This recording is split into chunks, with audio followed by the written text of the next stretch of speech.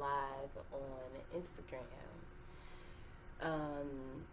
Starting off 2022, because it's just another day, another calendar day. We started off. Something that my mom and I really, really wanted to do was to have more conversations with you guys, like the ones that she and I have. Sorry, my focus is on Facebook right now, trying to make sure. Okay, right. So our group ends. So where is the video? Sorry. No, it's there. Go back. Okay. Right now, where the Y is. Go back. Go over. Oh, right there. Yeah. Now we're still live. But you should be able to scroll up further. There it is. Okay. Right, she's trying to see the video. You know, just we see y'all see us. Everybody see each other. Okay. Now make sure her Columbia degree works. Yeah. It did cost us quite a bit of money. It did, actually. Okay. So over 60 G's, but that's another live, another conversation. Just okay. Well, there it is. There. This is what we got. Grand Rising, everybody. Good afternoon. all of that. But like I said, so at the start of this is something that we started talking about in 2019, and then in 2020 we kind of started to put it in practice. And I've been in therapy for a whole year. Put what in practice? Put our conversations, like talking on live, getting more connected to the people on social media, because everything was quarantined. We was all in. Like, I remember watching Club Live on Instagram. All the house mixes. All the house mixes. You know what I mean? Right. So being on social media, being in front of the camera is something that we are all starting to get used to. It's just happening. Right, all the Zooms. All the Zoom calls, the virtual doctor visits, kids in school virtually. So right, we wanted to get on here virtually and to share our conversations with you all. Yeah, because it was a whole year. That I know personally, I've been talking to my family, apologizing, having tough conversations, difficult discussions, things that I would never have talked to my children about. Yeah. So the pandemic, actually saved my family. Like, it forced everybody to talk. Right, and it forced me to be alone and to understand my experiences as a Black woman. Right. And one of them was being a mother, and kind of like what the discussion was this morning was, what does it look like being a mother trying to raise a family, and why? And we think it's okay, of course, especially now in hindsight. That so before we get to, sorry to cut you off. Before we get to that, because it's supposed to be structured. It's supposed to be like an essay, like a paragraph. So before we get to what we came up with, like our download as we were sitting here having conversations and worship and things like that, the overall idea is family, right? And how do we heal our families? How do we have these tough conversations with people in our families, our friends, our surrounding circles, and not be insulting and not be offensive, and not be mean and angry and hatred about it? Like, how do we have tough conversations? And that's something my mom and I have been practicing with for 2 years now, since it's now 2022. How do we have these tough conversations, especially living here in Chicago and being a single mom of 6, proudly single mom of 6. So how did Yvonne have these tough conversations with her children, right? And She has asked me to be a part of her journey, to just show y'all what that looks like, to just tell these stories, throw me up under the bus. Throw me up under the bus. And it's not so much as, that I didn't want to. It's just that people like to move on, right? People like to just, you get fired from one job, you just go and try to find another one. Why? Because you have bills to pay. Life goes on, right? So we're not having these tough conversations because life goes on. And I simply would like to create a platform, to create a space, to have a town hall meeting where life doesn't go on.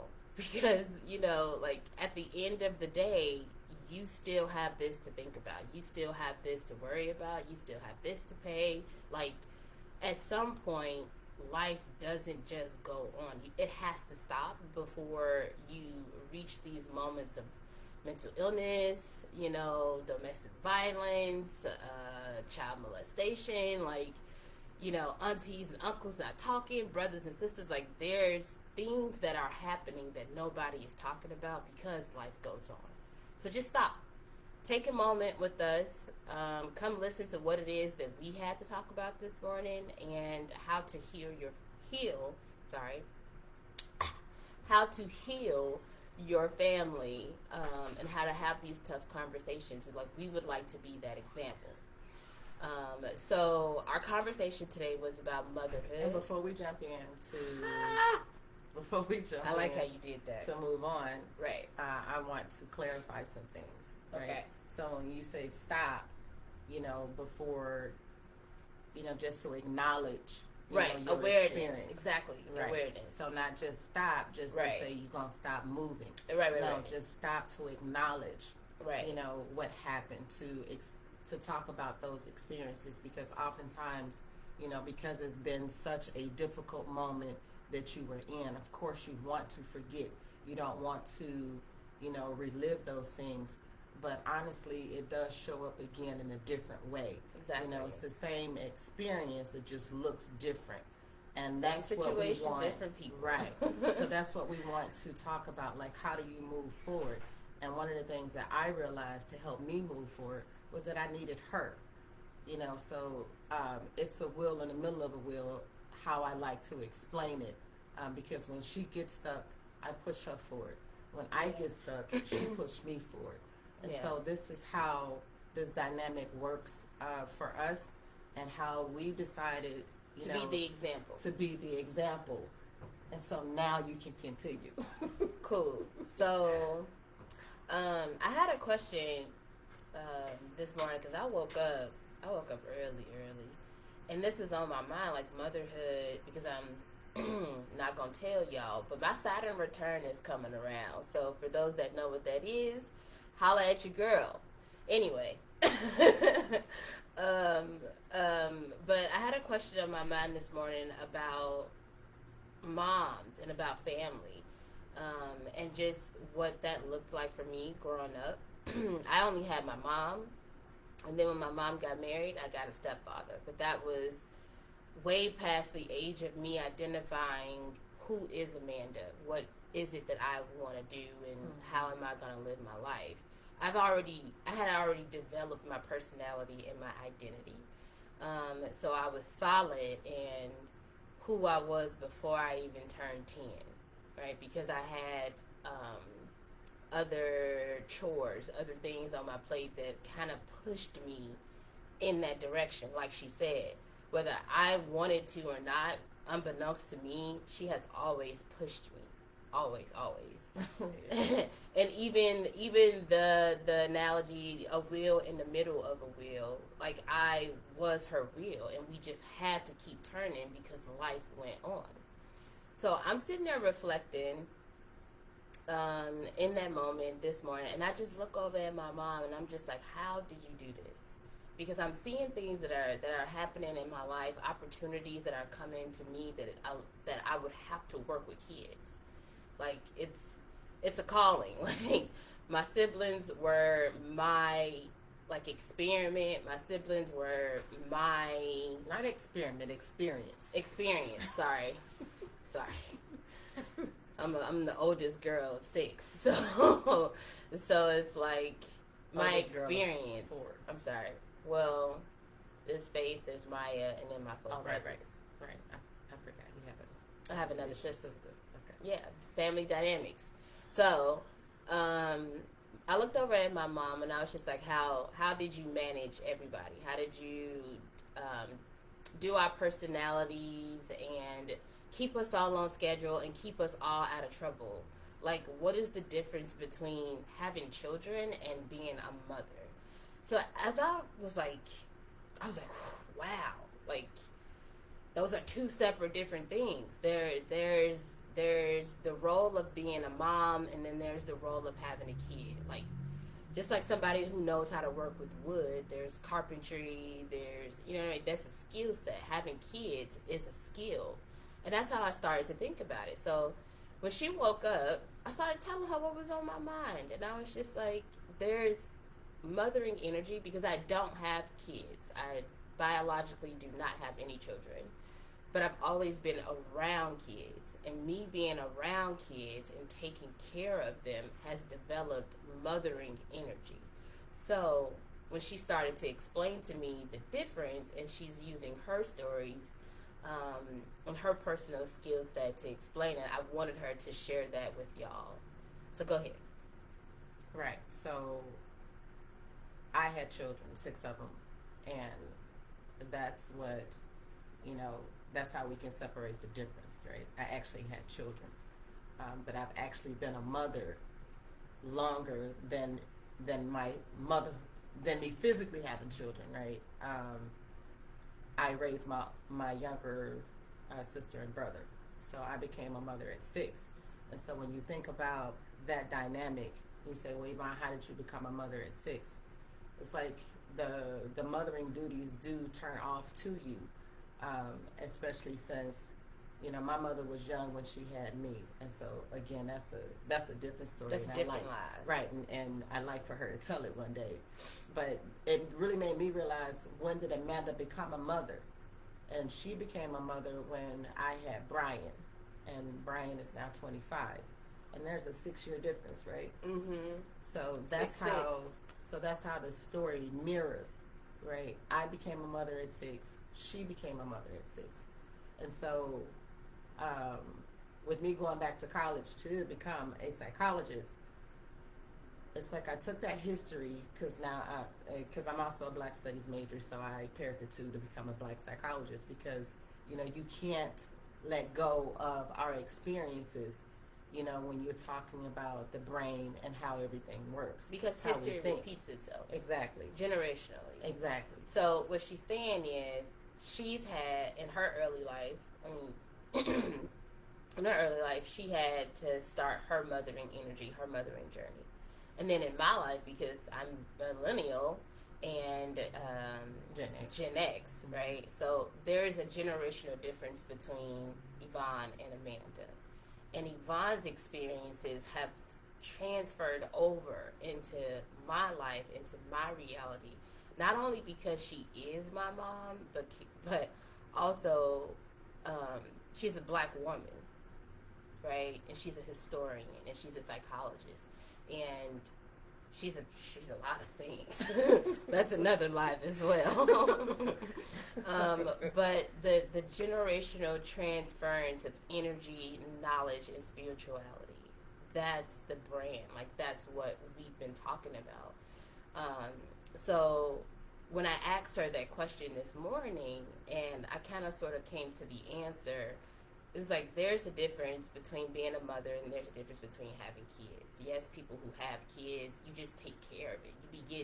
You get into this role of taking care of the kids, making sure they eat, making sure they fed, making sure nothing happens to them, making sure they stay out of trouble, right? The basics of taking care of a human, right? But then the mothering energy comes in the nurturing.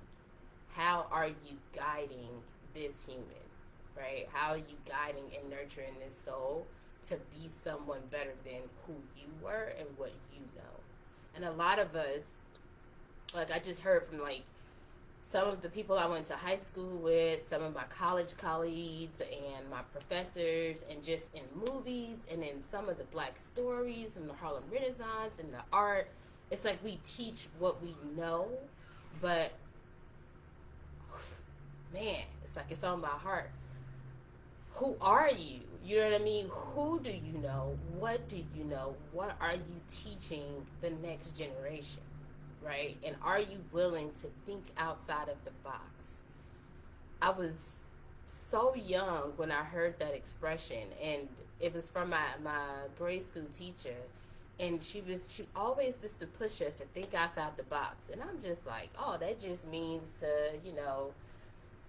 do what someone wouldn't expect for you to do. Always be the epitome of excellence, right? Always do the right thing, be smart, be this, positive, critical thinker. But also, don't be afraid to expand outside of your own knowledge. It's okay to say you don't know. It's okay to, adapt the principles of something else. You know what I mean? And just apply it to your life and see if that changes any outcomes. And that's something that we've also been talking about. So when we bring it back to mothers. Just to jump right in again to tap on what you just said. Hey, everybody, if y'all in. Hey. One of the things that I used to always hear at church is don't put God in a box, right? That means limit the amount of what God can do for you. And, when you hear something like that, that's what I think, right? Mm-hmm. Don't limit the potential that God has for you, right? Because we're connected to God. And Jesus came to show us the way, to show us that connection. Mm-hmm. So when you think big, when you're allowed to expand, when you're allowed to take your experiences with you and testify, speak to them, right? What has been your experience as a Black woman? And this is something that we started talking about. Now go ahead. So, identity, right? And self-identity and who you are before you step into these roles, before you step into these titles. And by that, it's like, yes, I am Amanda, I am a sister, I am an auntie, and I am a cousin, and I'm a niece. You're a friend, too. And I'm a friend. And I am a daughter, you know what I mean? So I have several roles before I actually have a role, before I create these roles myself, like biologically if I wish to, or spiritually, or, emotionally. That's a different life. But anyway, so the basis of my download was identity, like self-identity. Who are you at the bottom? And then as you grow into these other roles when you meet people throughout your life. So before Yvonne became a mother, and people ask me, you call your mom by her first name? Like, how do you do that? Like, how is that not disrespectful? Because it's like we've always been taught to respect your elders, especially if you grew up Christian. Right? You brother this, sister that, deacon this, the pastor that, you know what I mean? And then you say last names or those roles that they've been given. But before... Or it's just through tradition. Or tradition, right. But before she was my mom, she was Yvonne. And I've been interested in figuring out who Yvonne is, because that way I can apply to how she is a mother. How I receive her mothering energy. And sometimes I get to, all the time actually now, I get to correct her on the mothering energy because I'm starting to figure out who she is as Yvonne. And I'm like, well, I hear you, Yvonne, but as a mother, this is what you also did. So how can we merge the two, right? How can Yvonne become one person? And then just as she's growing, go into these roles as needed, but she still stays true to her foundation. And I call it, what she asked me to do is acceptance and accountability. Because, as she was growing up, as her mother, her experiences wasn't great. So I accept that part in her childhood as not being that mother. But the new mother in me says, I go on my age and say I had you at the age of 19. Psychology says my brain didn't fully develop until the age of 25. And so what that means is that I still had growing to do. And when you step into roles that are not meant for you early on, it creates a different and an alternate reality. You also start pulling from things that you've been taught, experiences that you yourself have experienced. And those experiences cannot, be, so sometimes, it won't be positive. I can't hear me, but, it won't be positive. I know in our case, it was violent. It was like, well, my mama whooped me, so I'm going to whoop you. Well, my mama took a break, so I'm going to take a break, right? But none of this stuff is explained, from Generation X to the millennials. Like, y'all have to explain yourself. And it's not you being put on trial and us, blaming you for the way that we grew up. It's us trying to get an understanding so we can cater and nurture the next generation like we're supposed to. Yeah, and how I look at that, when she first started, having these tough conversations, is those experiences that I was giving her. I would always tell her, I was like, I share with you so much because I don't want you to have the same experiences as me. And then one day she said, Mom, but, I do have to have my own experiences. How else am I going to learn? I said, exactly, right? So I agree with that analogy, but then also don't go in blindly, though. Right. It's like, and that's where that explanation comes in from our parents. You need the tools to go into a situation to know how to navigate it, because these things will show up again. Why? Because you need to learn the lesson. And what's the lesson? You don't know until you go through it. So, how to be a mom. Right. How to be yourself, and how to be a mom. Mm-hmm. How to talk to your kids without violence. How to discipline your kids without violence. What is violence? You know what I mean? Like, and where did they get this definition from? Because history, if you grew up here in the city or in America, history will teach you what violence is to black people, to Mexicans, to, you know what I mean? Like, there is a history of violence in our country, and we are teaching this to our kids. Not only are they learning it in school, but they're also learning it from our experiences. And if we don't explain our experiences to these kids, then they're going to take what they know, what you teach them, to somebody, you know what I mean, to their kids or to somebody else.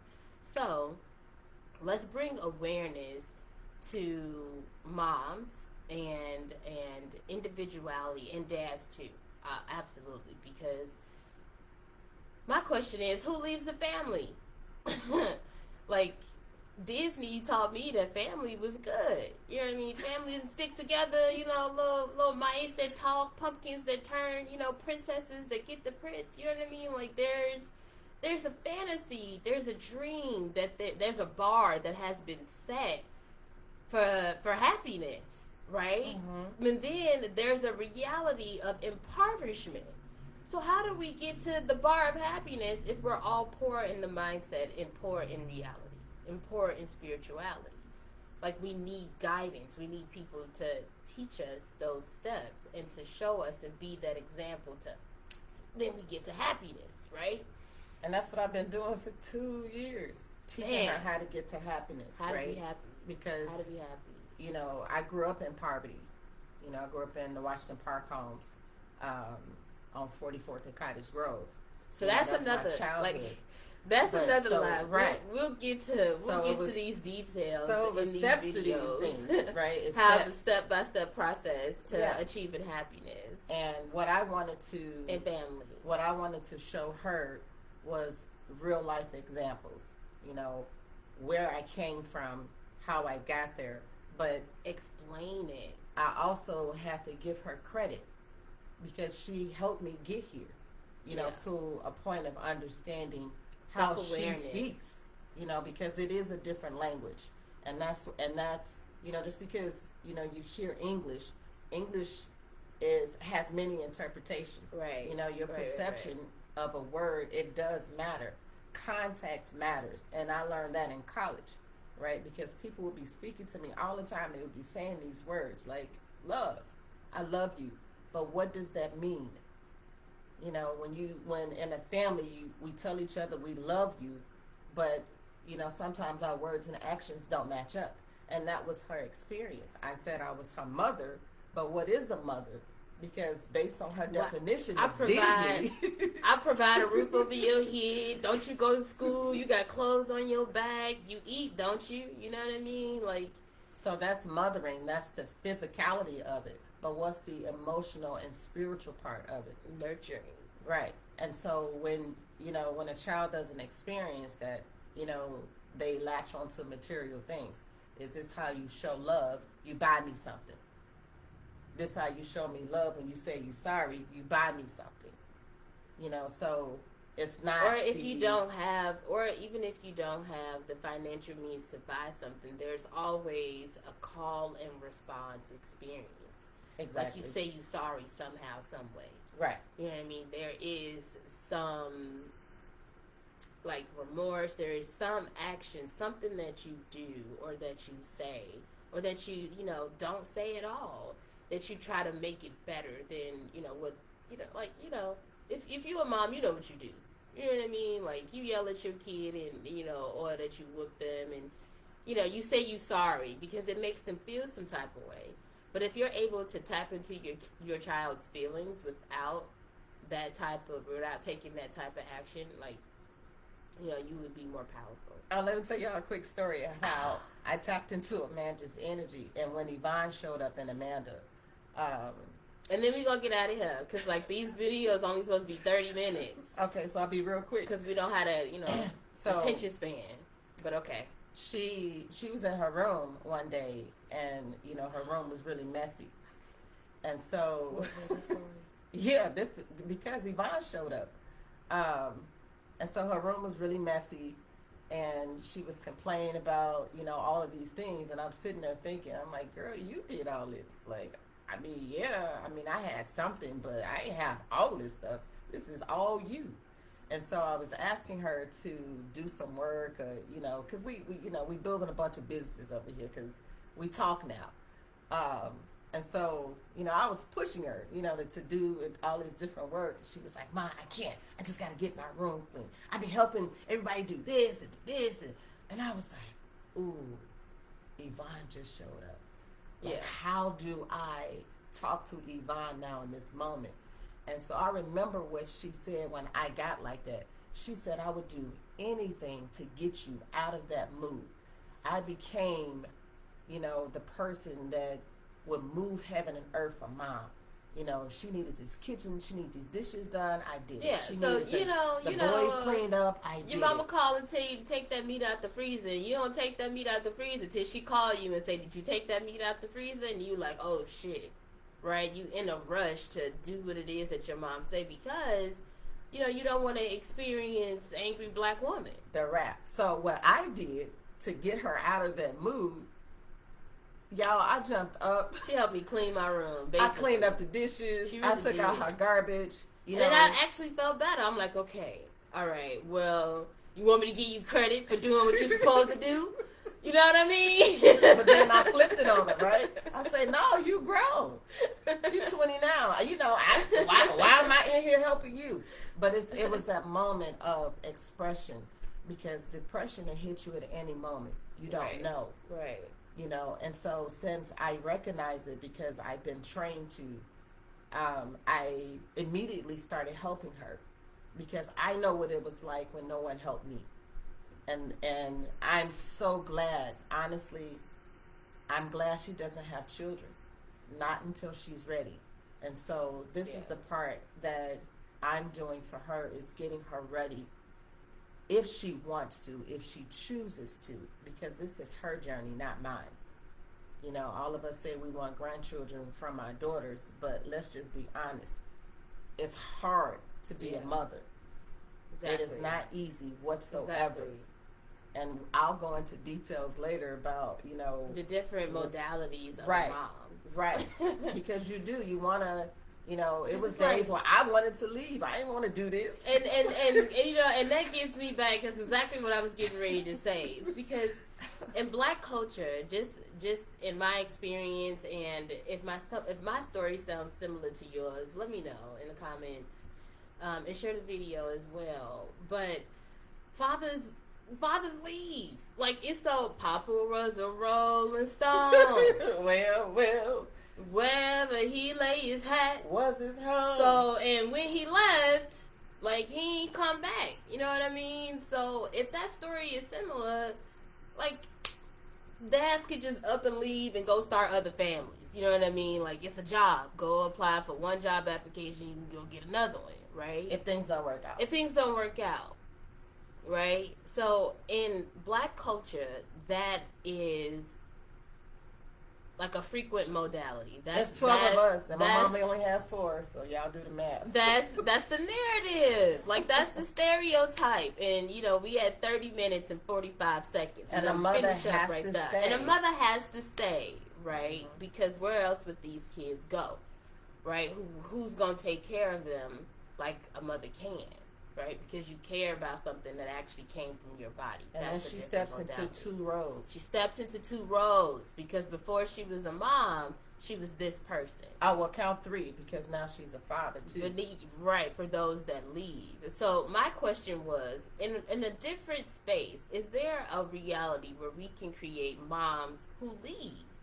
And not just leave with, you know, leave the father. Of course, there are people who are not meant to be fathers. Like, you can't take care of yourself. Just like his mothers is not meant to be mothers. Exactly. So those that actually, I am only talking about those that want to be fathers. Okay. Those that want to be mothers, be a part of and nurture children. You want this job. Like, you want, like, a fireman, go puts out fire to save lives. You want to be a mother or a father to save a life. That is your role. That is the only single thing that those are the people that I'm talking to. People with that mindset. When you step into when you physically have children. Yeah, when you step into these roles and you want to take a break. Like, you want to figure out who you were before life circumstances or before you chose to be a parent. Who are you? And those are the conversations that I would like to have. And Yvonne here has a bunch of experiences that she can go through and she can tell us and teach us. Because if your parents not talking, I got a parent who got a big mouth and that would love to talk to any and everybody that she can and actually show people how this is done, right? So we're in the process of writing her story. I'm a writer as well. So we're in the process of writing this book and the different modalities of being a mom, especially being a mom in Black culture and in Chicago. Because the church lady is coming out. Church lady is coming out. Church lady is coming out, and I'm at 33 seconds. So, peace, y'all. Thank y'all. Thank you for tuning in. Please show up. We're trying to we're going to get a schedule. We really are. We got a lot of stuff going on.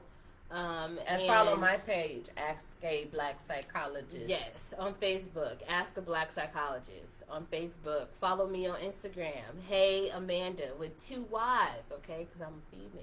Okay? And ask us questions. Ask us questions, definitely. If there's things that you would like to talk about, questions that you want to ask us, know our life story. It all has meaning. If there is a theme, there is a message, and we're going to get more organized with these videos. Because we call this church. Testify. We call this church. This is a town hall. This is what it looks like. People join in, request to be in the video, and we'll share the stories because there's a lot of similarities more than there are differences, and the world is just only pointing out the differences. And I come to show love. Yeah, so. Because that's what we're lacking. Drink your tea. Mix your herbs, take your vitamins, don't be nasty. Love your neighbor. Love thy neighbor. And choose to be the light. And we'll come back with this conversation. We'll check back in with y'all. So thank you so much for showing up. Give yourself a wave. Give yourself a clap. And we'll see y'all on our next video. I truly, truly love y'all. Y'all see me. I'm a hugger. I'm a smiler. And same thing. You know, be respectful. Same thing. Be respectful. Please don't touch my booty. Okay. Bye, y'all. Peace out.